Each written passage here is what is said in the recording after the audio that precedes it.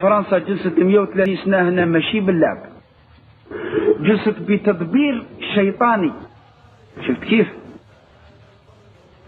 يلتقى الرومي اللي يقول البون ديو يقول لك ربي موجود، ويلتقى العربي الجزائري مسكين اللي كان يقولها سيدي مبارك ولا لا سيدي عكاشة، وكانوا يمشوا ويديروا الوعادي والزرادي ويمشوا في وسط الطرق ويديروا فرد كبير معلم بكذا، والبندير يمشي والنصارى يطلهم الباطمات ويرموا لهم في الدواره. واحد سابق في فتاعو يلايم الكبار راهم شافوا، والصغار نقول لهم التاريخ تاعنا كيفاش كان فرنسا تلعب علينا. شفت كيف؟ يمشوا وراهم يلايموا في الدرام والنصارى يرموا لهم حتى وين رايحين؟ قال السيد مبارك.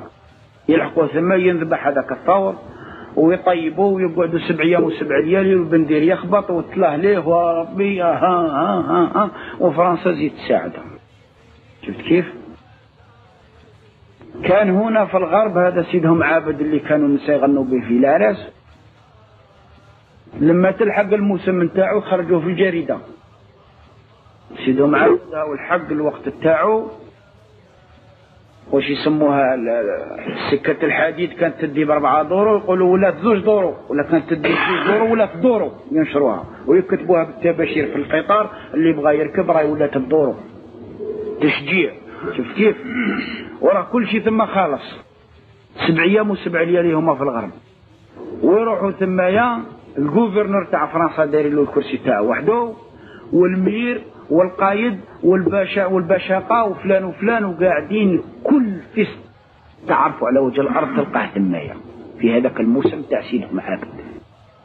احنا نفكروا فرنسا على تعاون هذا. انت لما جيت تبني مدرسه، لما جت جمعيه العلماء المسلمين جت تبني مدارس في انحاء الجزائر، عرقلتها فرنسا وقالت غير هذه ما تكونش، راكم بانين الزوي يكفوكم الزوي. قالوا لا احنا ما نستعرفوش بالزوي. جمعيه العلماء قالت احنا ما نستعرفوش بالزوي، احنا نستعرفوا بالقران، نستعرفوا بمدارس تقرر القران كما فهموه الاولين.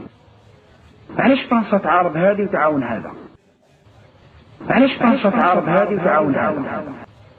علاش فرنسا تعارض هذه وتعاون هذا؟ علاش فرنسا تعارض هذه وتعاون هذا؟